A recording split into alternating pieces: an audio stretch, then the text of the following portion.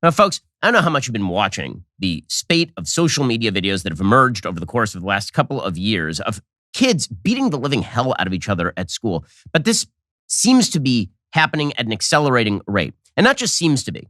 There are a couple issues. One is the social media spate of videos themselves. There's the actual videos. And of course, those have become more prominent because everybody now has a camera on their phone and they're all posting to their Instagram or to their Snapchat or to their TikTok, all of these fights. The other is the increased happening of violence. And there's an enormous amount of violence that is now happening in American schools. And it's video after video, incident after incident.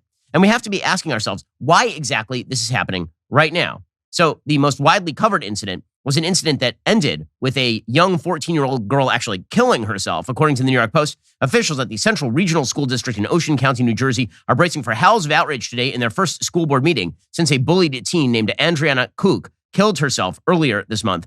The board will hold a moment of silence for the 14-year-old girl. She died by suicide February 3rd after a video of her attack was shared on social media. And they're going to appoint an acting superintendent to replace the old superintendent who resigned last week after intense backlash to his attempts to shift blame for Adriana's death to her own family. Now, again, it is hard for me to believe that a kid is only committing suicide because of a video. But if you have kids who are already vulnerable and then there are social media videos of them getting their asses kicked and they're going broad, obviously that has an impact on the kids. And here is a little bit of the video. You can see this girl just getting really beat up at school. And again, this went viral.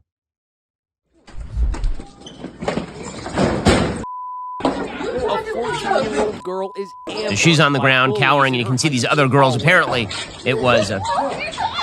She's hit in the face with a bottle, kicked, and slapped until she blacks out.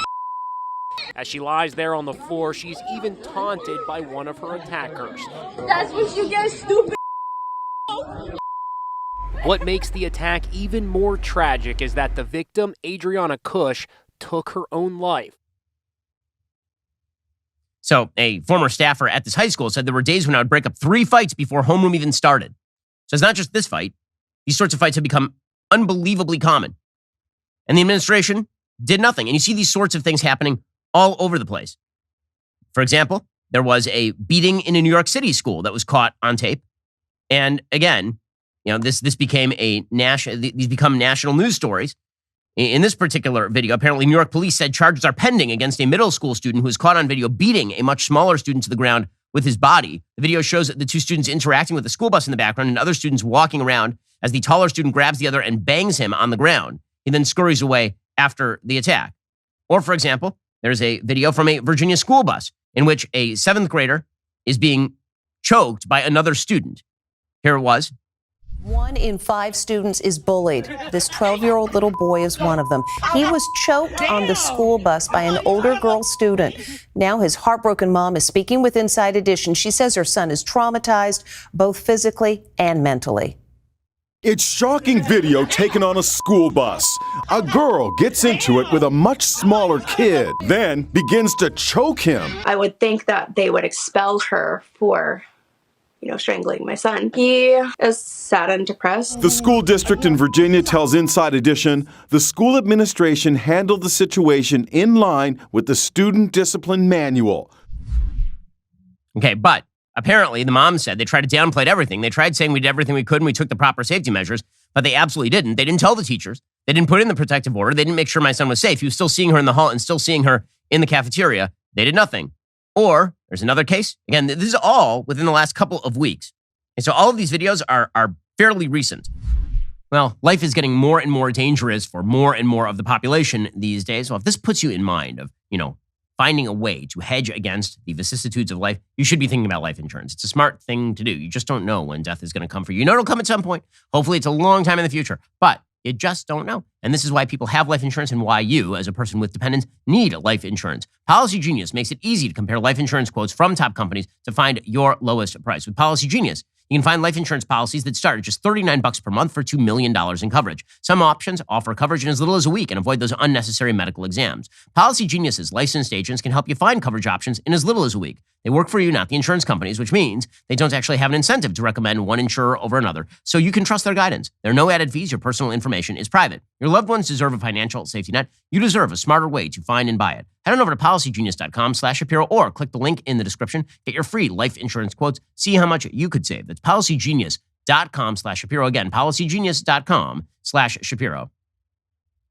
When you look at the emergency in our schools right now, it might put you in mind of other emergencies. Look around the world. There are a lot of emergencies all the time. There are earthquakes. There are train derailments. Lots of bad stuff happening out there. Any of those things could remove the medications that you need by basically cutting the supply lines or making it impossible for you to get to the pharmacy. This is one reason I rely on Jace Medical. The FDA actually just declared a global shortage of certain medications and warned that critical antibiotics are right now in extreme short supply. Why don't you protect yourself by heading on over to jacemedical.com. Do yourself and your family a favor. Get the Jace case right now. It's a pack of 5 prescription antibiotics you should have on hand at all times for common emergencies. Again, I've gotten this pack from Jace Medical. It makes me feel more secure because God forbid we can't actually get to the local CVS. Something is going wrong. There's a hurricane or something. I can make sure that my kids are taken care of. Visit jacemedical.com. Take a few minutes to fill out their online form. Your information will be reviewed by a board-certified physician. Your medication will be dispensed by a licensed pharmacy at a fraction of the regular cost. Enter code BEN at checkout for a discount on your order. That's JASE medical.com, promo code BEN, jacemedical.com, promo code BEN. You had a situation in Kentucky in which 4 middle school students were disciplined after trying to beat up a school teacher with hockey sticks. It was a fight with hockey sticks, according to WDRP in Louisville, Kentucky, involving students and a staff member. It was caught on video at Mazik Middle School. The video shows several students and an adult using plastic hockey sticks in the gym. And during a back and forth, everyone swung the sticks or jabbed it back and forth. The staff member eventually runs toward an office as the students chase behind. This is called an unfortunate incident by the principal. Here's some of the tape.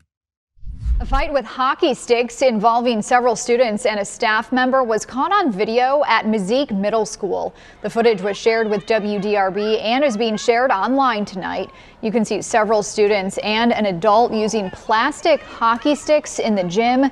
During a back and forth, everyone is swinging the sticks or jabbing back and forth. The staffer eventually runs toward an office as a student chases behind. The principal called the incident unfortunate in a letter that was sent home to parents. It said 4 students were disciplined. These tapes generally are blurred by the media because they involve minors.